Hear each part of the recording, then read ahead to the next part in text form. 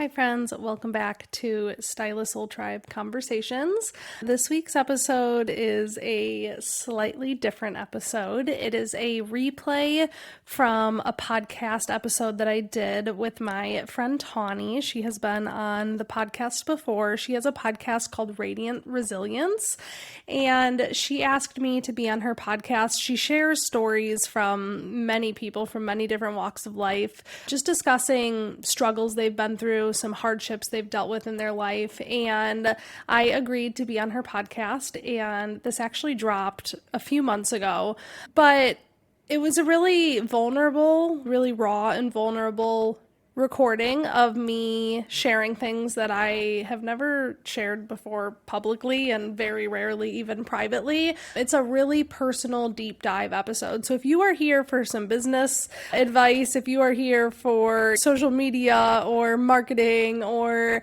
anything like that, this is a very different podcast episode. It's a very personal deep dive on my life and my story. I get asked often to open up a little bit more and share a little bit more. And as you guys probably know in your own life, there are certain things that are really hard to talk about, especially publicly and in a format like this that will live on forever. So I recorded it with Tawny, like I said, months ago, and I asked her how she would feel about me recycling the episode over on my podcast, and she was totally open for it. So again, buckle up. It's definitely a different episode. It's a long one, and it is very personal, very vulnerable, and maybe a little bit even intense. So I hope you guys enjoy, those of you that are looking for a deeper look into kind of me and my soul and who I am and my story. I will have Tawny's podcast linked in the show notes below. And if this is not your jam, that is totally fine. Just skip this one and we will see you next week. I'll let you guys go ahead and listen. Like I said, this is a recording from Radiant Resilience with Tawny Palm. Okay, bye. Before we begin, we want to acknowledge that some stories and discussions in this episode of Radiant Resilience may touch on sensitive and potentially triggering topics. These may include themes of mental illness, including bipolar disorder and psychosis, parental mental health struggles, substance abuse and heroin addiction, relapse and recovery from addiction, emotional and physical trauma, family conflict and divorce, brief mentions of self-harm and suicide, stress and anxiety surrounding infertility.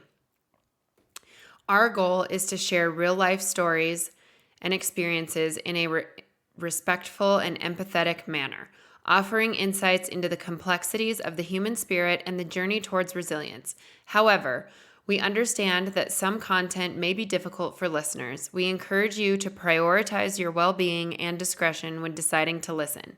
Please remember this podcast is not a substitute for professional advice or support. If you find yourself needing assistance, we urge you to seek help from qualified professionals or trusted support systems. Your mental and emotional health is important to us. Thank you for your courage and for joining us in a space of understanding and compassion.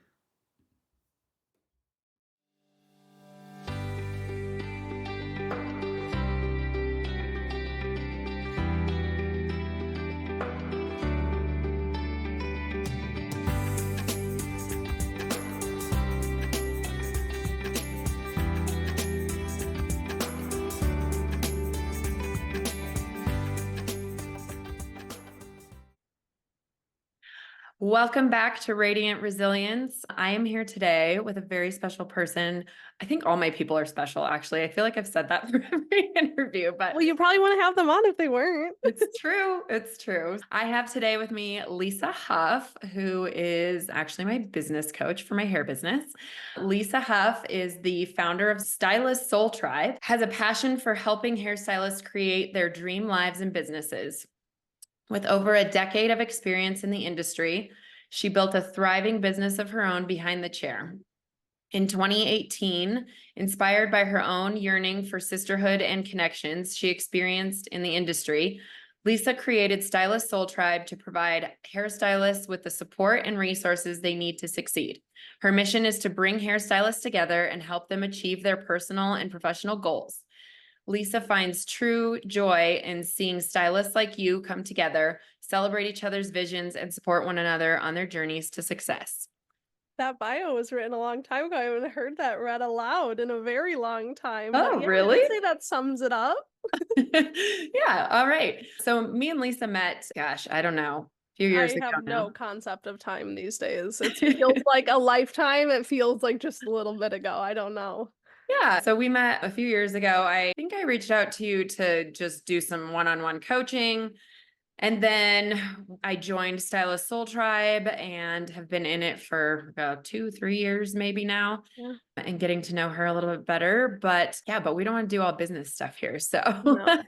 I'm excited to not have a business conversation right now. yeah, yeah. So Lisa has her own podcast for Stylist Soul Tribe as well. And so she does a lot of business talking, podcasting, a little bit about your story personally, but not a lot of the details. So I'm hoping to learn some about you and Yeah. hopefully your story will help others as well. So I don't know, where do you want to start? Do you want to go back to high school? Where do you want to go? Oh goodness, I don't know, Tawny. I don't know where we should start. Because yeah, what you said and obviously I was a part of Tawny bringing this podcast to life. I launched my podcast and she's, I've always wanted to do this. Here's the idea I have. So I know that the theme behind it all is capturing the stories of people's struggles and things that they've gone through and highlighting those in hopes of helping other people. Before we hit record, Tawny was just asking me what direction we want to go in. And I feel like when it comes to resilience and strength and things like that, there are a couple points in my life that I think really helped shape me into who I am when we're thinking about like the hard things and the struggle things. So I guess we can go back to childhood if you want to start there. I think that's how what we all are a product of. Yeah, So, yeah. absolutely. All of that stuff. I recently read a book. It's called What Happened to You by Mm, Oprah and some neuroscientist guy. I can never mm, remember his name. But they talk a lot about your childhood experiences and how much the stuff affects your brain, mm, even just biologically and scientifically, not even just the yeah. emotional side of it, just the way your brain processes stuff. So I fully believe that our childhoods shape who we are for sure. So go ahead. Yeah, and Were you? Where were I've been on a journey of personal growth for many years now, and I also just find nature versus nurture so fascinating. What's it hardwired into your DNA versus what was part of your upbringing? I find that really fascinating too. I think it's a balance of both. Yeah, let's start back. In November 5th of 1992, I was born into the world, and I have an older sister who's 4.5 years older than me. My dad, my mom, and my memories start, it's so fascinating also to hear like when people's brain starts remembering things. So Oh, for I sure. have very few memories before I moved from a town called Bolingbrook, which was the town that my parents brought me home from the hospital in Illinois, to Plainfield, Illinois. And I moved to Plainfield, Illinois when I was 5. So I don't have a ton of memory below 5.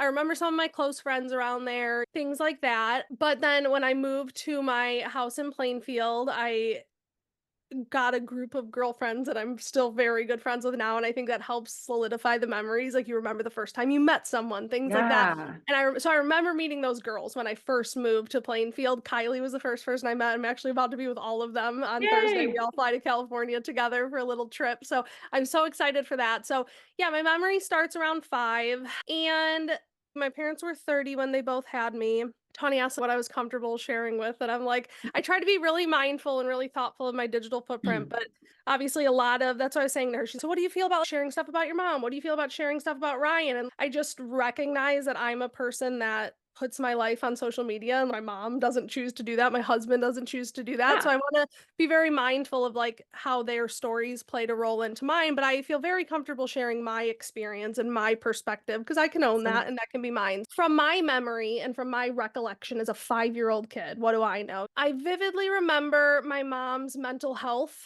always as a kid kind of being a thing. And the memory that I have is around like when I was 5 and she was like 35. I remember it starting to affect our lives, and it affected my parents' marriage and it just affected things. And I think in the beginning, from my understanding, it was like a seasonal depression. Now Okay. at So that's 31 how years it was old, yeah, showing now at up. 31 years old, we're all like, okay, I get it. I see a bit of Yeah. that. So yeah, from my memory, it was like seasonal depression. It was starting to affect their marriage. It was starting to affect some other things like that.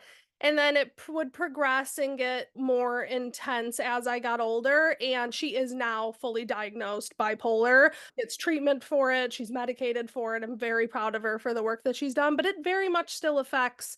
I can't speak for her, but it affects my relationship every day with her. It just, she goes through phases of mania and depression, and I have obviously spoke with a lot of people through just having my own journey and private Yeah. clients, things like that, friends of people who experience similar things. And my mom's mental illness, from my perspective, the mania is definitely the more intense, charged up family emergency, all hands on deck, mom needs Okay. help. Okay. Where depression, I'm sure she does deal with that, but that's a lot quieter. That doesn't affect my everyday life. And I Okay. think at this very moment when we're recording that, that's, I think, what she's dealing with. And again, she's medicated, so I hope she's good, but we just don't talk much when she's down. But then when she Okay. ramps up, you know it, because it goes from not hearing from mom for a good 8, 9 months to mom's calling you 20 times a day, Oh, wow. being bizarre. And do That's you my and your life. sister both experience that? So you're both like, she We brings do. both of you in. We There's do. not one more over the other. Oh God, it's weird talking about this, Tawny, but I'm just gonna go there. This is my story. I haven't shared Yeah. this deep before, but yeah. So my sister and I are super duper close, to the point where probably not anymore. But when my daughter was like a baby and we were really talking like all day, every day, I probably was slightly codependent on my sister. But like we Okay. have bonded so much, nobody really gets it except for us. So we live Yeah. about 2 hours apart from each other. I moved a little bit further away, I think, from my own journey. It's just what felt right for me. Her and my mom are definitely closer on a daily basis, which I love that. I love that they have their connection to each other. But it's interesting. This is my own thing I should probably work out through therapy too, is when my mom is manic, my sister becomes the bad guy and she points us Um, against each other. oh And she no. wants more of a relationship with me when she's manic. Oh, But then from interesting. my perspective, it's like, why does my mom only want a relationship with me when she's out of her mind? That's hurtful. Yeah, for So sure. yeah, Absolutely. that's it. Oh, yeah. So did you have to eventually put your own boundaries in place there for that? And I know from my own experience, I didn't have a lot of knowledge and stuff of boundaries and stuff when I was younger. So that stuff is a lot harder or pretty much non-existent when I was that age, especially with family.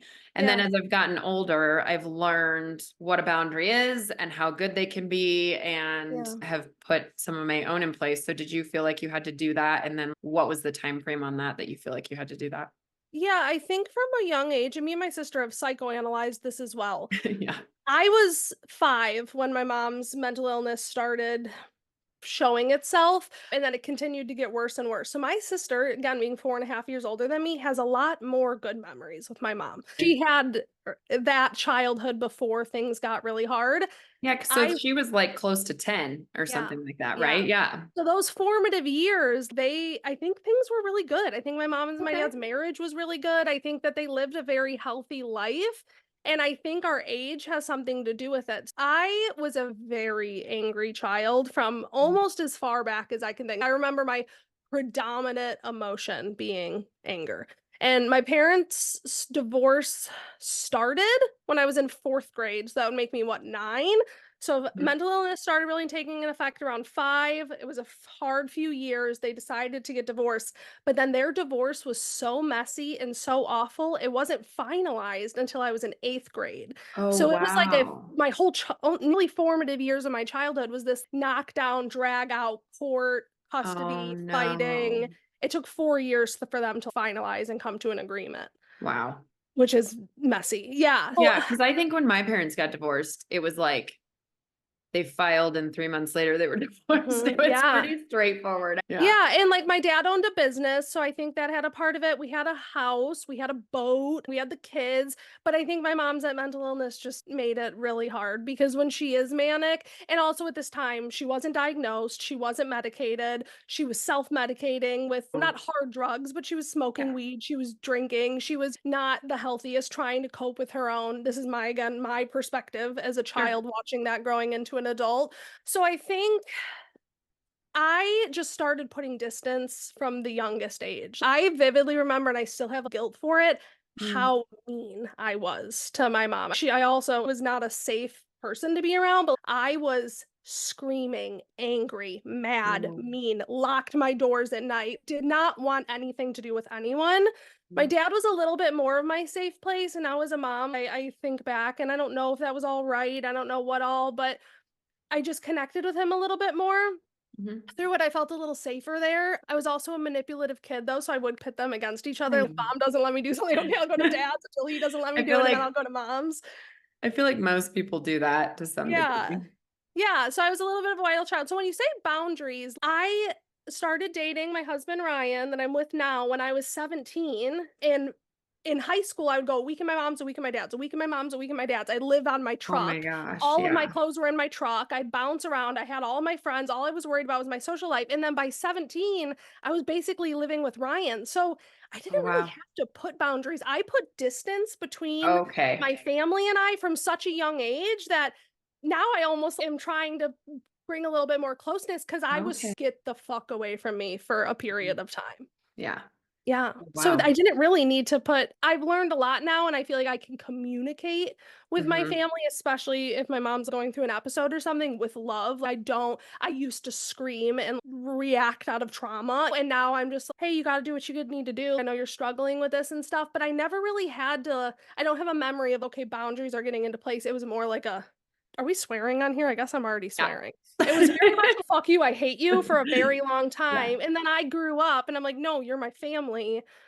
I need to find Yeah. a happy medium in there. So Hmm. boundaries, not really. It was just Lisa wasn't really connected with people for a long time. Interesting. So you were the opposite, That was at like least my with defense me. mechanism. Yeah, was to Yeah. separate, put the distance there. Yeah. And I still do that. That's just like my safety. Yeah. Interesting. Are there any particular memories that you remember popping up for you that you'd be willing to talk about with your, because I'm trying to think of people listening who Yeah. have also struggled with whether it's a parent or a sister or somebody that also struggles with bipolar and growing up Yeah. around that and trying to figure it out. Was there a specific memory that you feel like was a turning point or that sticks in your Mm. brain real deep?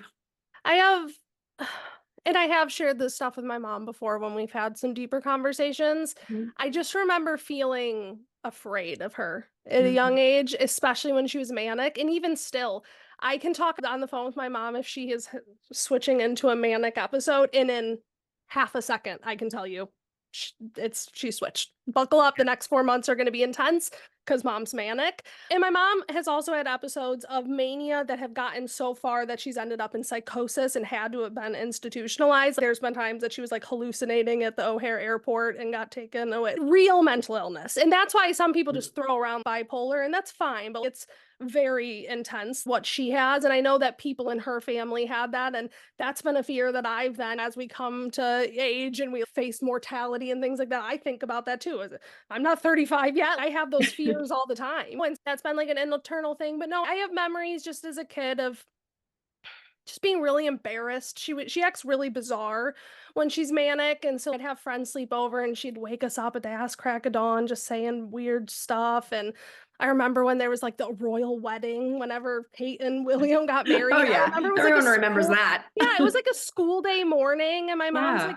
buddy from AA was over in the middle of the night, and she was waking me up, and I was pissed off, like just shit that kids shouldn't have to deal with. And even now looking back and why I have a really hard time, and part of me hopes she does listen to this because we should have these conversations. But I look back now as an adult with kids myself. There was a period of time where she let a homeless man live in our basement who was Oh like a wow. registered sex offender. Just Wow. really bizarre things. And when she was Yeah. manic, she'd get really into AA and just be hanging around with like really sketchy, weird people, and she'd bring weird people around. But that's the weird thing about bipolar disorder is like when I'm describing this, you're like, oh my man, your mom's like really nuts. But like when she's not manic, she's not like that. She's totally And so it's normal. really hard. She's I don't know. I still struggle with that. I don't know what the baseline version is because like I Yeah. said right now, I call her, I want to talk to her. Hey mom, how are you doing? And we're on the phone for 17 seconds and she's okay, bye. And it's so I don't really know. It's Yeah. tricky. It's something Yeah. I'm still like navigating to this day. Trying to build that relationship back up or Or just even trying to just figure something of her out. substance. I see her pretty regularly. It just doesn't really feel like it's of substance Mm. when she's well. And then when she's unwell, she tries really hard. And then that's, you can't rationalize with someone who's Mm. out of their mind. So that's not a proper time to have those conversations because she's Yeah, not for making sure. sense during that time. Yeah. Yeah. Did you guys have to convince her to start medicating for that, or did she do it on her own eventually, or? Yeah, so I know when I was a kid and she was like trying to figure out what was going on, and my dad was part of it. Let me also say, my dad is no saint either. He was not the husband. They shouldn't have been together. But I know there was a period of time where she was like taking antidepressants, trying to figure out what was going on. Like I said, again, from my perspective as a kid, I'm sure there was a Yeah. lot deeper shit going on. Sure. But I know she was like on and off medications, trying to find something that works. But I've learned a lot through this just of mental health is like the medication that my mom's on now is not even for bipolar people. It's like a very low dose of an antidepressant, and that's all she needs to stabilize her. Oh, But if she wow. doesn't take it, like she's going to lose her job, she's going to lose her house, Oh, everything's wow. going to hit the fan. So I've also just learned that like mental health medications is all trial and error. Nobody knows Mhm. what they're doing. The system is so screwed. Like it's so hard to get in with a doctor. And then when you are mentally ill, you're either depressed and not going to your visits, or you're choosing not to take medication Ugh. because you're on a high or something like that. The one when it really got serious enough was that time I told you when she was having a manic episode, it went into psychosis. It was actually, no, it wasn't. When was that one?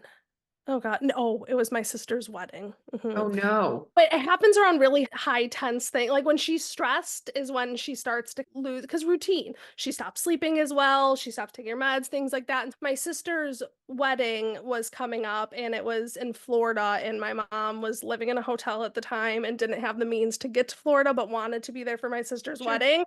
And the stress was getting really intense for her. And that's when she did flip into full blown psychosis. And that was terrifying. Oh, It's man. very scary watching somebody you love go through that. And that's when she, like the police picked her up from the airport and put her in a facility. And she was there for, I don't remember, a few weeks. And then she's been, I think that was the only time. And then there was another episode when my Nana died, when her mom died. So these high stress situations bring it out of her. She stopped sleeping good. And that one we tried to get her to go to a hospital, but she wouldn't go. So she ended up just working with her doctors and stabilizing back out. But it's a long run. I Yeah. know some people with their bipolar, it's by the day they switch a million times. No, my mom's is months. She'll be down, quiet, things are good. And then it ramps up and it takes a while to get her back to a stable Yeah. space. So you talked about how angry you were about everything and everyone. Mhm. What other feelings come up for you when you think back to those times of your young kid Yeah, dealing with that? And yeah, realistically, we should be able to rely on our parents to have some stability. yeah. So, what kind of feelings come up for you when thinking back on all this stuff? Definitely the older I get, the more empathy I have because there was Mm. no empathy for a while, and I do it's our parents' first time in life too, so I Yeah. am Yeah. having more and more empathy, but yeah, anger, disappointment, sadness, things like that, because like you said, a child should have that. And now that I'm an adult, again, thank God I don't suffer with these things, but Yeah. in my opinion and from my perspective, it's not that hard to have your stuff together, I feel. And so it makes me even more, even still, the way me and my husband financially prepare for our lives, the way we just like do things how you're supposed to do. I think most people who come from a family who doesn't do that probably feel similar. It's not that hard to just do things how you should, how you to do it the right Yeah. way. So I deal with that, but then again, I also have a ton of humility. And every time I catch myself thinking like this, I'm like, Lisa, you're only 31 years old. Who knows what life's going to throw you? But that's the interesting thing. When my parents were my age, and this trips me up, they had a storybook picture perfect. Like, Mhm. we moved into a really nice house in a really nice neighborhood when I was 5 years old. We would boat on the weekends. Like, they were doing my dad is owning a business, so I try to have, like, humility of that too, is, like, life can knock you down, and you can For lose the sure. things that you've worked really hard for, but I think that's just my, like, desire to do something in this life is I just don't wanna be 60 something with nothing to show for it, and Yeah. having your kids worried about you and worried Yeah. what's gonna happen next because that's not fair or right. Yeah.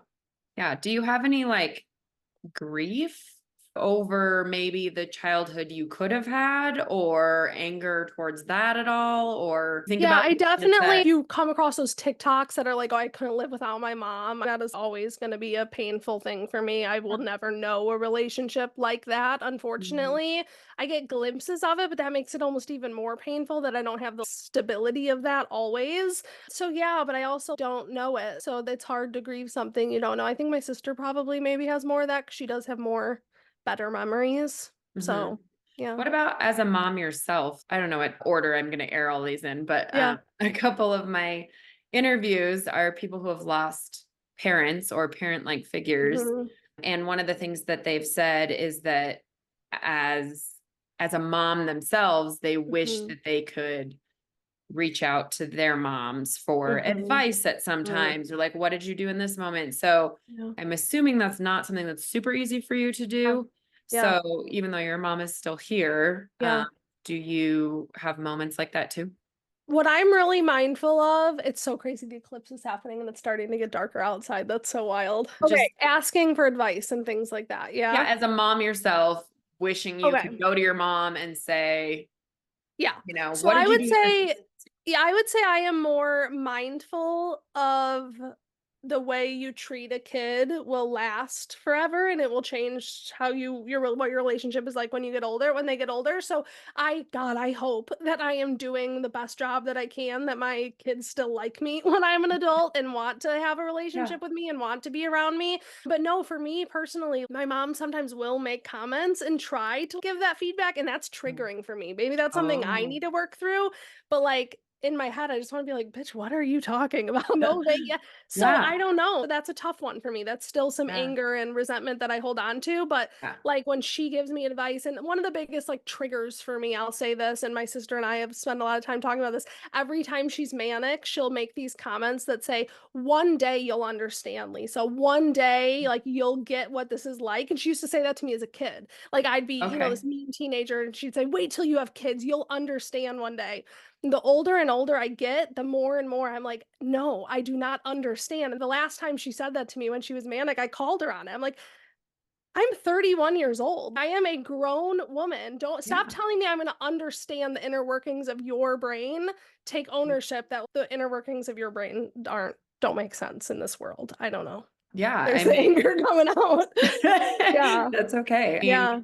yeah, that's tough. It's tough Yeah. to that's interesting though that you'll understand one She day. Like, does. what's the one day? I guess maybe that's just something she's just always said. So it's just And I something think that was something out. she heard as a kid. Okay, and I don't know how much of this to share. Also, through my own research and digging and stuff, my mom has gone through a lot of trauma herself. She was a one of five children. Her younger brother, died when he was 19 years old. He fell through a skylight. He was a Oh, roofer with my wow. papa, fell through and died at 19. When I was like 13 or something, when I was a teenager, my aunt committed suicide. Oh, I know wow. my nana, my mom's mom, had multiple suicide attempts. Like mental health is deep in this family, Mhm. and religion is interwoven very deeply. And so now I have like religious triggers Mm. because my whole life my nana was, and I hate talking about something like this, she's not around anymore. God, it's tricky for me to navigate this, but as a child she was very, Jesus is coming, the world is ending. It was scary to be Oh, around her as a kid because she had mental health stuff and she was yeah. extremely religious. And when my mom is manic, she also gets very religious. And so Interesting. religion is very, I wish that was a safe place that I could explore. And every time I step into that, it's very triggering for me. Oh, So yeah. there's a Interesting. lot of deep woven things in there. Yeah. And I know as a kid, I think my mom experienced some, I don't know, maybe trauma, maybe abuse, maybe something at the Yeah. hands of church things. So I have a lot of empathy for it too. And the one time she was like hallucinating and she was having her psychosis, every time she has psychosis, she said there was like a satanic Santa Claus that she saw or something, or Oh, like the last wow. time she was like running through a parking lot and I was on the phone with her and she was like screaming, talking to Jesus, like deep, hard, yucky, not fun to talk about things. Oh, wow. Yeah. Oh, So it's a yeah. lot. It's intense. Just like we were talking about at the beginning of this, I've learned so much through my journey and my years and Mhm. stuff like that too. And luckily, I've not been through anything on the extreme end of Mhm. traumatic. But I'm trying really hard at this stage in my life to have more compassion for all the Yeah. people because you just don't know what people have been through, right? And And I don't think anybody wakes up with a fresh set of life and decides, I'm going to be a shitty person. Nobody does that. right, They've had things happen to them and it's shaped them into who they are. And I have a lot of empathy for that. yeah, yeah. This is bringing me back to that book again that I was reading about the brain, because Mm-hmm. that's what, like, their whole premise of the book was, because it was called What Happened to You. Mm. And they talked a lot about we need to be asking more frequently what happened to you instead of what's wrong with Mm-hmm. you. Mm-hmm. Because none of, like you said, none of this stuff just Yeah. happens to people. There is a root cause to Yeah. it, whether it was even in childbirth or something like Mm-hmm. that. Mm-hmm. We've all been through something. I'm reading The Body Keeps the Score right now, and it talks about like how trauma is stored in your body, and it is extremely fascinating. It is teaching me a lot about me and people that I love, and Mhm. yes, I completely agree. Super interesting. Yeah, that's pretty crazy That's living the with mom stuff. that's I the know, mom. and I have this podcast now, and everybody like wants to hear more about my story. I'm like, you guys, it's nothing like fun to talk about. And I guess you just want, and I so respect what you're doing with that, but it's almost like you said, sometimes you want to tie a bow up on it and give a lesson Sure. out of it. And sometimes life is just messy and Yeah. doesn't have a perfect plot and solution to the end And of it. sometimes we're still navigating it. You're Hmm. forever going to be navigating your mom with bipolar. Yeah. That's just Yeah. because that's just how it And is. now I'm just trying to do it the most empathy and grace that I can so that one day when she's not around or I'm not around, who knows which will come Yeah. first. I just don't have regrets. Yeah, Yeah. absolutely. Yeah. I'm glad that you're getting through that and you Thanks. got through it. So I guess maybe we'll back up and go maybe to where you met Ryan and start from there. Yeah, fair to say. Obviously, I've had tons of things along the way, but another big, I think, formative part of my story and my lifetime and my journey is my husband, who I'm married to now. When we first started dating, or early in our dating years, he dealt with heroin addiction really intense. It was a lot. And so now that I psychoanalyze myself, I'm sure my upbringing and wanting to be out of my house and things like that, I didn't really have the foundation of what a healthy relationship should be. How And did I'm you guys meet? grateful. So we've actually known each other for a very long time. So we lived in the same town. His brother is my age. So Ryan's 3 years older than me, but like his brother was in my fourth grade class. So I've known him for a long Okay. time. You, my friends, used to have a crush on Ryan. Like he was his older brother. He was good friends with one of my friends' older sisters. So I've known him for a long time. But then obviously you grow up and life goes on. And when since he was 3 years older than me, I don't even remember ever seeing him in high school. But when I was in between my summer, between my junior year and my senior year, he messaged me on Facebook and was Oh, just like, nice. hey, haven't seen you in a while. And now I know he was like freshly out of prison looking to Oh, connect with people. I didn't okay. know that at the time. I was just like, oh, Ryan Huff, that Ooh, hottie, he's yeah. messaging me. But then I quickly learned that he had lived a lot of life in between that time. And so when we started dating, he was clean and sober. And he told me these things. But honestly, Tawny, I was 17 and I was like trouble. I thought it was a little bit cool and Yeah. endearing. And I was young. And my friends were 17 and Ryan was about to turn 21. And I just knew he could buy me alcohol. And I thought that was really cool. And he had tattoos, and nobody my age had tattoos. So I Oh thought he yeah. was. Our judgment at that age is definitely Yes. And he not drove a as motorcycle. good. He was just like this sexy bad boy. And I was super into that. And I knew, okay, so the town that I grew up in at the time, again, my parents moved to this nice town. We lived in a nice house in a nice neighborhood. We were about 45 minutes outside of Chicago. I graduated high school in 2011. There was a heroin epidemic in that area. All Okay. the kids, parents had money, lived too close to Chicago. I don't know if you've ever watched the show Dope Sick, but it's about like the Mm-mm. Oxycontin rise, and it was like watching our childhood. Oh It wow. started with pills, it quickly turned into addiction. Heroin was cheaper. It was a 30-minute drive to the city, and I have lost so many friends. Ryan has lost so many Mm, friends. Ryan was one of those people. So I personally, I like to drink, I like to have fun when I was younger, but I was never like gonna do that. Like I had my head on straight yeah. enough. Like I didn't want to do any hard drugs. I like smoked a little bit of weed. It made me super paranoid. I never wanted to do anything like that. So when I started dating Ryan, I was never like cool with the drugs. Like I never did it with him. I never was like into that, but I fell madly in love with him very quickly.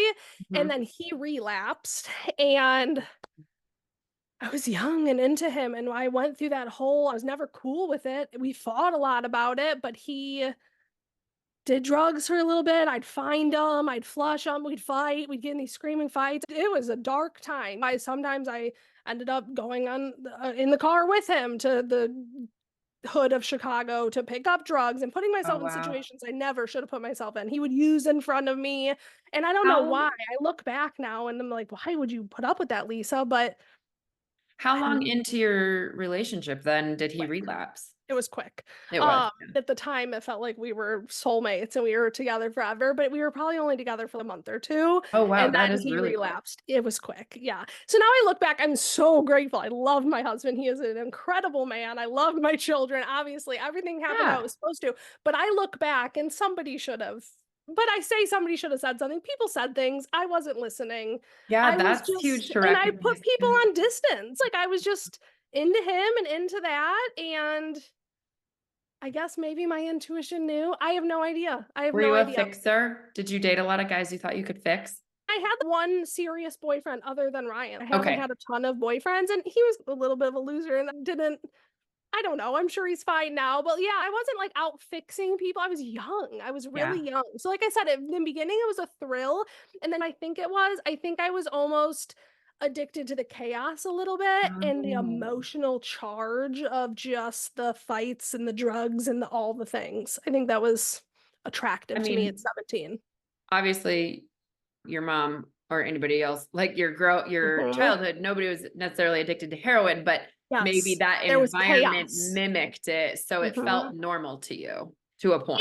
And throughout all of it, Ryan and I really did love each other. And I Mhm. don't know if I ever felt like super duper loved before that. So maybe it was a Oh. bit of that. Cause even when he was using, like he wanted to get clean. It was a addiction. Like it was Mhm. hard and it Yeah. was love bond. Like it was, he wanted to get clean. He wanted to be with me. He wanted this, but he was also fighting this addiction. And I have a lot of empathy for that now too, because I would watch him like pale in the face, shaking, Ugh. throwing up, sick. And I was like, yeah, I want you to feel better too. My only understanding of a heroin addiction, this is interesting actually. Just last year, I went to visit my friends in Canada Mm-hmm. and we were walking around Vancouver and we like to walk all Mm-hmm. over cities. We don't Mm-hmm. normally do many Ubers or anything like Yeah. that. And so we'd gone to brunch and we were going to walk to this brewery and Mm-hmm. Colin like Google Maps it. And we start walking there and we start walking down the street and so many homeless people Mm-hmm.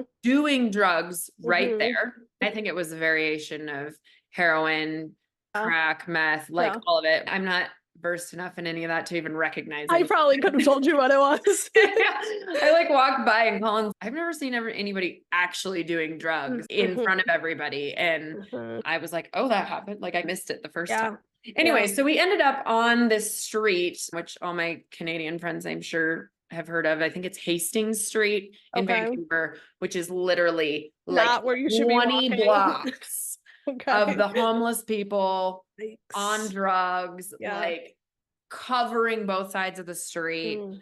And I walked through there. Now, they could care less if we were No. there. They did Yeah. not even see us. We heard drug deals going on. We saw people. Mm-hmm. There were cops around just making sure that everything That's stayed how Chicago safe. was too when Ryan used to drive to pick up. Like cops didn't even interfere. It was a Mm-mm. full-blown, probably multi-million-dollar business that was being run on this corner. And like, you'd pull up and there'd be like a guy on the corner on a phone and then a guy there saying, okay, this white boy from the suburbs is coming. And you'd go pick up, the guy would walk out, give money, boom, you'd leave. Cops didn't even interfere. They could Yeah. go at any moment and any day. And it was such a big operation that they didn't even take part in it. They had to deal with the shootings and stuff in Yeah. Chicago. Yeah. And these cops were there, but I think that they were just making sure things didn't get out of hand, right? Yeah. Fights started happening or something broke Mm-hmm. out, then they would get Mm-hmm. involved. But literally, I walked past a drug deal Yeah. happening. They were bargaining over price and we just walked by. So, anyway, so we told our friends about it later. And our one friend up there is a paramedic.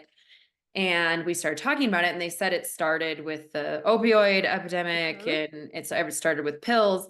Yep. But You him should being watch the show Dope Sick on Hulu. It's really good. okay, It's like I'll talks, add that it's to my like from list. the creators, like what Pfizer is. It's like the creators of the drug and how they just falsely pushed it to doctors, prescribed this Wow. to everyone. It's non-addictive. And then it turned into the party scene. And then seeing firsthand what an opioid addiction withdrawal looks like, you can't blame people. They need Yeah. it is bad. It's Yeah. really bad.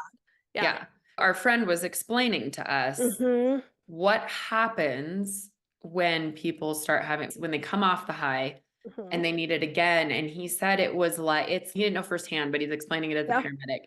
Their entire body is like an electric current that's Mhm. just like zinging and like on Yeah. fire, basically, Yep. physically. And so, Intra vomiting and yeah, shitting so all the over only yourself. thing It's that horrible. shuts it off is Is doing more. more. Mhm. So that's why it's so intense of an Mhm. addiction, because it physically hurts. So like restless leg syndrome, like what you're saying, like the tingling, even to this day, Ryan has been sober now. I should preface this for listeners. Ryan got sober probably 12 years ago, so it's been a long time now. He is fully past. He used to still have dreams about it for probably a good 5 to 8 years. He used Suboxone to get off of it, which people have different feelings about that. He didn't do a traditional 12-step program. It was its own kind of like journey, but it is still triggering to him if he has the flu and he can't sleep and his body is aching. To his brain, it goes to dope Oh, sick. And wow. he says he remembers one time that he was in jail. I think he was just for a night. He used to sell drugs, he used to do all sorts of stuff, but he was so sick that he remembers ripping his bed sheets in jail, the overnight holding cell, and tying his legs to cut off the circulation because the pain of his legs tingling and not being able to sleep, that's still triggering for him. When he can't sleep, Wow. he like takes a hot shower and it feels like a lifetime ago. Obviously, he's not having any of those, but those memories will still come back. That it's anxiety inducing for him even still 12 years later. And your brain and your body still remembers that, like for sure. That brain book again. I'm just gonna Mhm. keep going back to it. Apparently, Yeah. they tell the story of this kid who was abused by his biological father, then abused by his foster father, to the Mhm. point that it put him in a coma in the hospital. And Mhm. they brought I don't remember the point of this, but they brought a shirt of the biological father to Mm. the kid while he was in a coma, and the smell of it, Wow. he had a physical reaction in a coma just Wow. from the smell of that. So that Yeah. stuff never leaves you. Like that, it to Yeah. some degree it stays with you mentally, Totally. whether it's in your brain or whether it's physically in your body. Yeah. Yeah, like I said, from the beginning, even when Ryan relapsed, it was like I relapsed, I don't want to be using. It was just so hard. And he was still hanging out with the same friends, running into the same people. Like he slipped up, he used again, and then it was hard. And then he had a period of time where he was sober for 8 months. And I thought that was like the end of it. And he was working with my dad, and we were still living up in Naperville near Chicago. And he was clean for 8 months. He was on Suboxone and he relapsed again. And I remember that time being like, I really should leave him. I should not do this again. And somehow I stuck around, and that is his actual sobriety date. So February 10th, 2012 is like the day he was like, come back to the apartment. I'm gonna take a Suboxone right now. I'm done. I promise. Come back. And I remember we put my childhood dog down the day before on Oh February 9th. And I was no. just sad and I just wanted to lay with him. I was just like, Yeah. okay. So I went back. He took it, and from that day, he's never used again. How But old were you at that point, and how long had you guys been together by the second well, if it relapse? was 2012, I was 19. We'd been together for 2 years doing this on, and then, like I said, there was an 8 month stretch of him being clean. Mhm. It was just chaotic good. We lived together. And then he got clean that last time, and he was like, we need to get out of Chicago. He didn't have his driver's license at this point. He had lost his driver's license. He was still on probation. He, like, if he was failed drug tests, he was going to go to prison for 9 years. Like, he really needed to fucking get his shit together. And he knew it. He was struggling, though. Mhm. Suboxone, for those of you that don't know, is like an opioid. It blocks your opioid receptors, so it stops the withdrawal symptoms. If you use while you're on it, you get viciously ill. You Jeez. puke, you shit, it's horrible. So you know that people aren't using if they're on Suboxone, but some people have strong opinions that it's trading one addiction for another. But Ryan was on Suboxone for 2 or 3 years, and I am a huge advocate for that or whatever other. And some people say no, but for 2 years, when we had a baby and a child, it was like he was taking a vitamin every day to live a normal life. Getting Yeah. off Suboxone was very hard for him because it is its own. He withdrawed. You can just control it more. You can take less and do it slowly. But I would say his dreams and his hardcore cravings didn't go away until he was fully off Suboxone. It took years. It took a long time. Wow. He was like, we need to get out of this town. I can't bump into Mhm. my same old friends. I can't do any of this. We moved where his mom was living, which is 2 hours south, and that's Lincoln, Illinois. And I still work there. And he was like, at first he was gonna go to school for HVAC because he was working with my dad. My Okay. dad owns an HVAC company and I'm gonna get clean, I'm gonna do this. And then his aunt was like the president of the school he was gonna go to, and she was helping him with financial aid and stuff. And with his record, they were like, maybe you shouldn't do HVAC because you have to go in people's houses and that might run into something. She was like, why don't you do welding? It's super in demand. You can make good money. You should go to school for welding. And so we were like, okay, we're going to move down south. Ryan's aunt is going to take him to and from welding school every single Wow. day. And we're going to try this. And I was 19. And I was like, I love you. Let's go. Again, I didn't really care about my parents. Like I wanted to Yeah. get away. I wanted this adventure. And again, I was probably a little bit addicted to the chaos. And the day we moved into the house in Lincoln, I remember it vividly. I will never forget this moment. The only thing there was a mattress, a TV, and that's it. We were going to go the next day to pick up all of our stuff, and his mom was going to help us with that move. And I took a pregnancy test and I found out I was pregnant that day.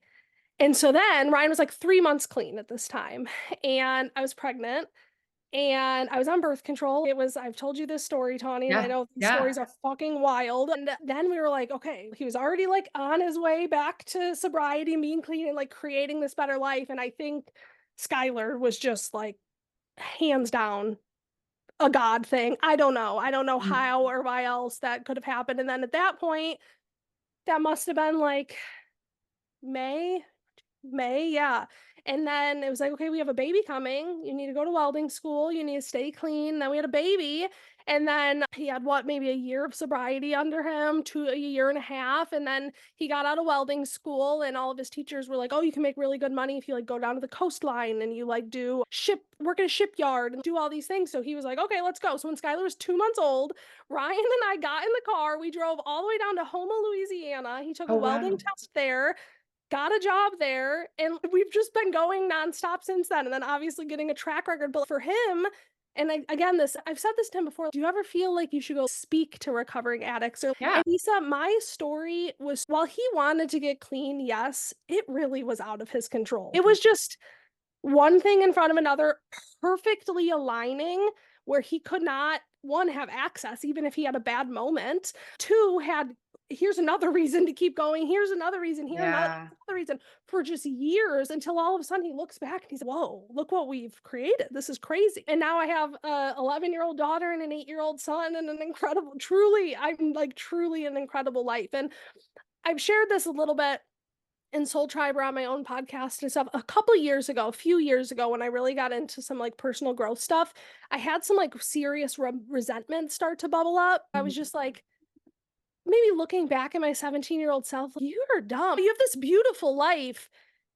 Things were bad. You should not have Mhm. participated in that. You should not have been part of that. And then I got really like angry at Ryan all over again for things Oh, that we've totally been past, but that I had to work through. And that was a lot of my time with Kristen Sozman and stuff, and just energy healing and just healing old wounds that existed in me, because I get mad at Ryan about our puppy peeing on the floor, but I'm actually mad at Ryan for lying to me about oh. using heroin. It was like old stuff So started to bubble up.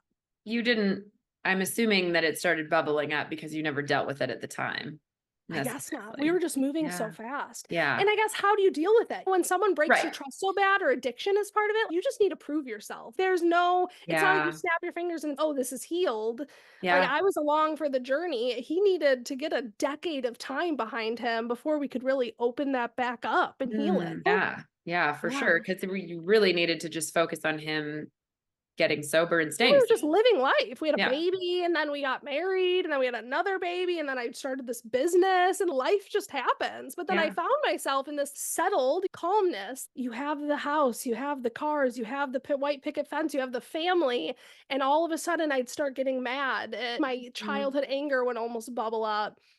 And I've dealt with that. And right now, in this very moment, for the last couple of years, I've felt very solid, and I have closed a lot of those chapters and tied up a lot of those loose ends. But that's the human experience, is just like Yeah. addressing things as they bubble up. Did you guys do any therapy or anything like that? Or how did you just talk about it? Is that I how you mean, got through it? we Or communicate, Ryan and I communicate so deeply all the Mhm. time, always have, always will. So yeah, but in the moment when I was like angry, I didn't even know what it was. I don't even Mm, remember when it like hit me. That's what it was. That specific one, like what I'm discussing just a few years ago, that was like my own It had nothing to do with Ryan. He was good. Like, he was living his normal life. I had my own healing Mm, that came, or need for healing that came up, and I had to work through that on my own because everyone was doing life around me. It was just almost this knock at the door from the past of, oh, I don't know. And I would all of a sudden just lash out and get angry with him or whatever. It was almost like once there was calmness, maybe that was my instinct, was to create chaos. I don't know. interesting. I know I'm Yeah. always psychoanalyzing, but no, as for like Same. therapy, and it's tricky because, like I said, my whole life, my mom went through therapy. Another thing is, like, when my mom was manic, like I said, she was very into the AA scene, to the Okay. point where she had an affair with an AA. Bad things were happening. That is great for people, but Ryan didn't go the NA route. And that story is, you are always an addict. You always will be an addict. I'm not saying it's right or wrong. It's lasted this long and helped this many people, but I don't know. I've tried therapy. I've tried talking to these things. And I remember during that period of time when shit was just bubbling up, it was like my mom stuff was bubbling up, Ryan stuff was bubbling up. I tried going to this therapist and she was the same. She's like, here's an Al Anon resource, blah, blah, blah. And I'm just like, I think my version of therapy is just like deeply learning and like Hmm. diving into the inner workings of human behavior Hmm. and forming my own opinions and communicating and Yeah. I healing. attempted therapy for a little while and I found somebody that specifically specialized in infertility stuff too. Hmm. And I don't know, I wanted to do something more active because I Yeah. can call my mom, I can call my sister, I can call my friends, and I can talk about it because I'm a pretty open human Yeah. being too. But like I went a few times to this therapist and I was just like, all I'm doing is talking and crying about my feelings. In circles. And Yeah. at one point she did suggest like journaling and handed me like a paper on journaling. And I'm like, I'm not going to read this. I know. I know. I And need the people who like specifics. love their therapist and had the most amazing therapy journey, like, I love that. I wish I had. That's what I was seeking out, Yeah. but it just hasn't been my story. Yeah. I Even kudos with to Ryan them. and I think we just go through enough time that we build enough momentum behind us that we just are like, I maybe don't know what we're doing. Look at this life. I'm very Yeah. happy with where we're at now, And but that's not to say it communication was is easy. huge, right? Yeah. Especially Yeah. in a relationship. If you can communicate that stuff, I think that's maybe where a lot of people run into issues is not being able to communicate or Yeah. even acknowledge those feelings. If you're just getting Mhm. mad at him for no reason Mhm. and never acknowledging that it was something deeper or something from before that Mhm. you needed to deal with, you'd just Yeah. be getting mad at him and you'd just be getting in fights and he'd be like, I don't Yeah. know what's going on. You don't know Over what's going nothing. on. Like, Yeah. and then Yeah. you could see how it could go downhill from that pretty quickly. Yeah. Ugh. Life's just a trip. It's just, I haven't chronologically looked back at this in a long time, and it is just wild.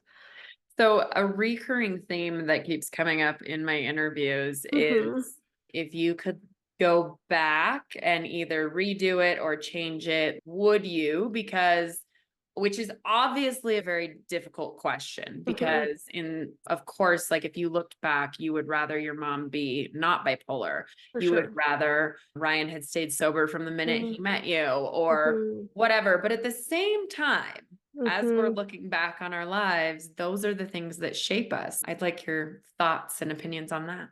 Yeah, and Ryan, he actually, I feel like, does this a little bit more than me. Before he got real bad into addiction, he had a professional MMA kind of run. He was like being paid for it. He was a Oh, very wow. talented MMA fighter and had a professional contract, and then he started really getting into drugs and stuff. So he will say those things a lot. We're big UFC fans now, and you can tell he lives vicariously through. There's a fighter that will watch his fights and he'll be like, I fought at a fight along with that guy. Like, and he's the same Wow. age, same build. So like, I know he thinks about that quite a bit, and I know he thinks about, even still, his record does still affect his life. Not really anymore, but he can't own firearms. He can't, there's a lot of things he will never be able to do because he's a four-time felon. And that's just, so Wow. I think he Yeah. has more of that because I don't really have a lasting impact. I think it's human nature to be like, I'd love to click a 15-second video Sure. to see what the other version would look like. The Yeah. curiosity, I think, Yeah. always, but because my story brings my, obviously, my children into the world, and thankfully it's, even if we had the kids and then we ended up growing apart or something, that'd be one thing, but genuinely in this very moment in 2024, I could not ask for anything different in my home life and circle. No, definitely not. But And I remember even like when I found out I was pregnant with Skylar, I remember my mom making a comment about not keeping the pregnancy and stuff like that. And in the moment, I was really angry at that because, oh Mm. my God, I love this man. Who are you to say that? I was with a 3-month clean addict. Maybe I get where she's And coming from he'd as a he'd mom. relapsed twice at that point, right? Oh my, he'd Yeah. relapsed a million times at that Oh. point because how often do you try to get clean? But yeah, he had a long run Yeah. that he then Yeah. relapsed from. Yeah, I think back to just I look sometimes when my Facebook memories come up the day I graduated cosmetology school. It's like a dark day in my Mhm. mind. I remember my mom was manic at the time. She was so embarrassing at my graduation, and Ryan was really, things were really bad, and we slept in a really junky hotel that night.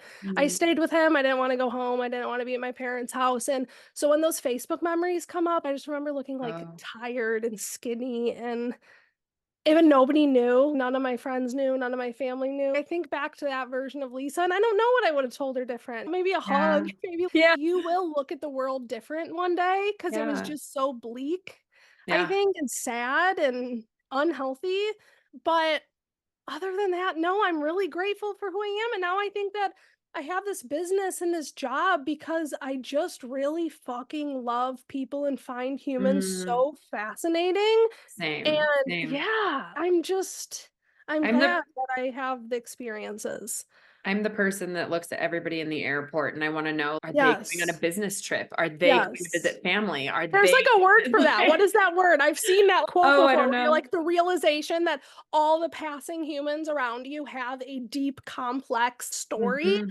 I feel the same way. I just find human behavior and just stories so fascinating. And no, I don't think I would change anything. I would maybe love to just give her some love and make sure she was safe. But I did end up being safe. But there was a lot of moments where I could have not been. And Yeah. so that's scary to think back on. But yeah, Yeah, it's been interesting because almost everybody I've interviewed so far has said they wouldn't no, change it, even I though believe that. we're talking about lost parents and we're talking about, and there are some bits of it that you wish you didn't have to go through, Hmm.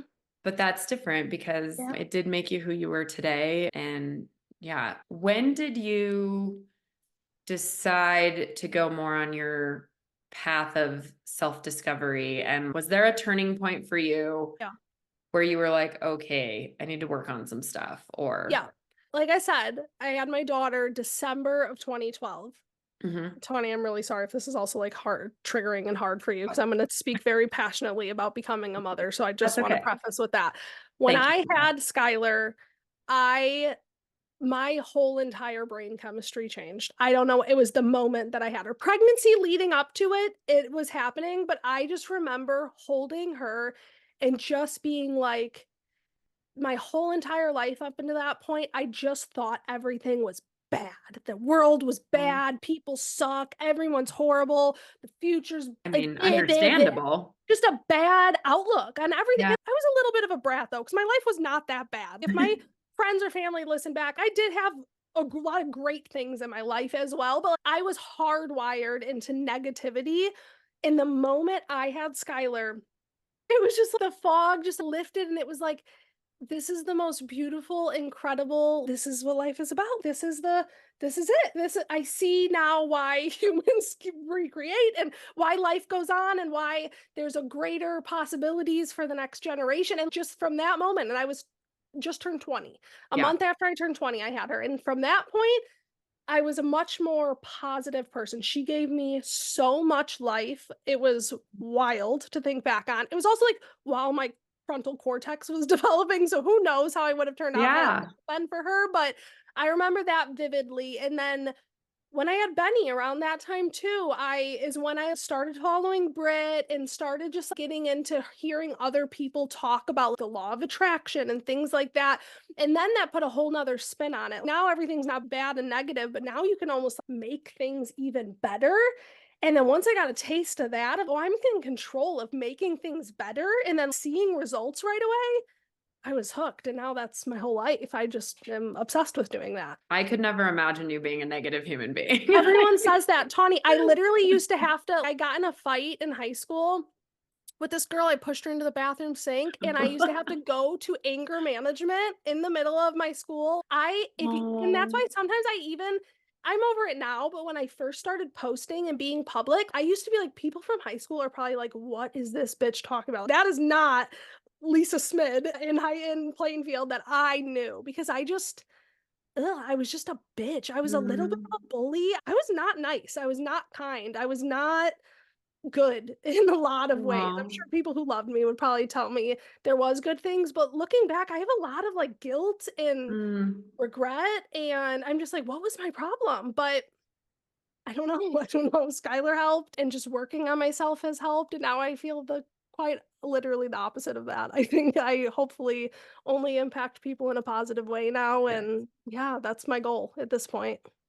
Yeah. So you've gotten a little bit into the woo stuff. So do you want to talk Hmm. about that a little bit for healing purposes for somebody that's out there maybe looking for something that may work Yeah. that's a little bit out of the ordinary, that's not Mm, your standard therapy or your standard totally. medicating or whatever? So I think that what I'm about to say, I also want to preface with I do see how this can also turn into toxic positivity. And I'm not trying to promote that either. Because sometimes shit is hard. And just reading a book that says, oh, it's hard because you thought that it was going to be hard. And that's why it's hard. And it's not going to not be hard until you think it's not going to be hard. What kind of chaotic, crazy shit is that? But I think that I genuinely do believe in the law of attraction, which is like attracts like, which means whatever emotion, feeling, state of being you are like vibrating on or putting out into the ether is what you get back. And I saw it firsthand as soon as I opened up to that and lightened up and loved and expressed gratitude and gave and shared love and like what I was thinking good things. That's just my story. For me, it was like reading The Secret by Rhonda Byrne, which I know is just like, so cheesy and everybody like it's interesting, but like for It's a me, I was just like I never knew that was possible. Like I just would hear my family talk about negative shit or like politics or all these things, and it was just like no, like you can choose like what you want to bring in and what you want to put out, and just switching to like gratitude, always leading from gratitude. And like anytime you find your mind, which again this can be tricky, but anytime you find your mind really in a dark space, in my opinion, the soonest you can pull yourself out of that, like the better things are going to come to you. I genuinely believe that. And that's hard too. Let's give credit to the fact that getting to that point is not an easy journey, right? No. To getting to that point of acknowledgement of, and I think it takes practice, right? That's why they call Hmm. it gratitude practice and stuff like that. It Hmm. takes practice to pull yourself out of that stuff. It's not Yeah. easy. And I think it gets easier over time the more you do it, AKA the Hmm. practice. But the journey to get to that point is never quick and easy. And yeah, I Yeah. think for some people who are stuck in the depths of that stuff, because I've had those moments myself. Like Totally. I literally have felt sometimes where I don't think I'm going to be able to pull myself out of Yeah. this. I don't know Yeah. if I'm going to. Like I had one really scary moment last year. We Hmm. were camping and my brain just, it was like middle of the night. Mm. It was the first time that I'd ever experienced like I could have some more empathy for people who are depressed and suicidal and Mhm, things like that, mhm. because I went in the middle It's of the dark. night, my brain went to all the negative, all the bad Yeah. things, all the things. Mm. And we were in the Tetons, Great Tetons, Mhm. Grand Mhm. Tetons, Tetons, I don't anyways, know. national park. Mhm. And so we had a 10-hour drive back home Mm. that day. And I literally sat in the car like dead silent. And at one point, Colin was like, "What's going on with you?" And I unloaded on him and I was a mess. And it hit Wow. me for, I want to say 2.5 days. Yeah. I couldn't climb out of it. It And you was, don't know what sparked that off? oh, I do. I was in the midst of a transfer, an Okay. embryo transfer, and I'd had the transfer and we went Mm. camping and I was doing all my meds in the campsite, Okay, and fair. which Totally fair. someday I can talk about all the fun places I've Yeah. done meds, but all that stuff. And so we were coming up on that pregnancy test for that. And Mm. it just, because I'd been through it so many times, like my brain just went to, I'm never going to be a mother. This is never going to Mm. happen for me. Mhm. And what if it never happens? And what if none of this works? And it just spiraled into this Yeah. hole that Yeah. it took me, it was the first time and all this stuff. And I've been going through this shit for a long time, but I Mm, could not pull myself out of it for two yeah. and a half days. And And honestly, Tawny, let me say 2.5 days is actually pretty impressive because I know at the end of that there wasn't even a good news or a light yeah, at the end of the tunnel. And so that's why I also think what you're doing right now is so important. And let me also say, I've been on this journey or whatever that I talk about, like where I've really grown into this and for only 10, 11 years. Like Skylar was born 11 years ago. Really, things were dark yeah, before then. So I haven't faced a ton of like really hard life shit, which I know is bound to happen. I know our parents are going to get sick. I could lose anyone at any point in time. So I don't know how I'm going to handle those things. I yeah. hope that this has taught me how to be a better version of that. But I also, again, just sink into empathy that if you don't have the answer, I don't know if I do either, because sometimes shit is genuinely just hard. And that's that. And we don't always, like we said before, you don't always need to put a bow or a lesson behind Mhm. it or anything like that. And it may, depending on the thing, it may take a lifetime sometimes to, Literally. yeah. There's people that say that even once they've dealt with infertility stuff, and I only speak to that because that's my, That's your that's story. Yeah. my biggest part of my Hmm. story. And I've talked to women who've had babies and gotten on the other side of it, and they still say that doesn't solve it. That doesn't fix it. That doesn't make the That emotions void go is still away. there or Mhm. something. Yeah. Yeah, it may be a lifetime of trying to heal from that too. Yeah. Just everybody's different, everybody's story is different, and then different things work for different people. Therapy didn't really work for me, but But a cheesy that it book about could. manifestation really did something for me. So who knows what it's going to be for you? Yeah. Yeah, yeah, for sure. Do you have any parting words? Do you have any words of wisdom for somebody who is potentially going through what you've gone through and have, obviously no story is the same, but somebody who is, do you have any words of advice? Yeah. I guess I just want to say thank you. Thank you for holding this space for me to Yeah. really open up. Okay, parting words for somebody who's in a similar situation. I would say tap into empathy as much as you can. If you are really relating to the angry child that I'm like, if you have that and you still, empathy helps me a ton. Gratitude helps me a ton. If you are in a moment where you're like so upset about other people's wrongdoings, empathy and gratitude. Like, how can you empathize with them? Why are they the way they are? How can we remove ourselves from that and let it exist on its own? Gratitude for what you do have and what is good and what even in that person that's bothering you. What is the good in that? And I've also learned a lot of about releasing expectations. I have found that's my key to happiness is not having expectations of others and just being good on my own without expecting and being disappointed by others. My favorite quote, it's on all my vision boards. It's something I always remind myself of is expect nothing, appreciate everything. I Some love people that that. might be like hyper independent, not the best advice, but it works really well for me. I cannot be disappointed by anyone if I expect nothing of anyone and I'm just appreciative of the good. And then the Mhm. hard stuff, I'll just go within. Maybe that's again my hyper independence and deal with that how I need to internally. I love Yeah, that. those are my advice. Yeah. Yeah. But life, it's the expectations thing is really hard. I think, yeah, it's hard to not have expectations of people. And we all expect people to act the way we do or handle Yeah. situations the way we do. And yeah, it's good. I Yeah. love They that. just don't. Yeah. I love Mhm. you. Thank you so much. Thank you so much for coming on and opening up and being vulnerable about your Of story. I course. really appreciate it. I understand that's not an easy thing to do. And I really appreciate it. And hopefully we help some people out there that are going through hard shit. So Yeah, I agree. yeah. All right. Thank you. And thank you everyone for tuning in and listening. And we'll see you on the next episode.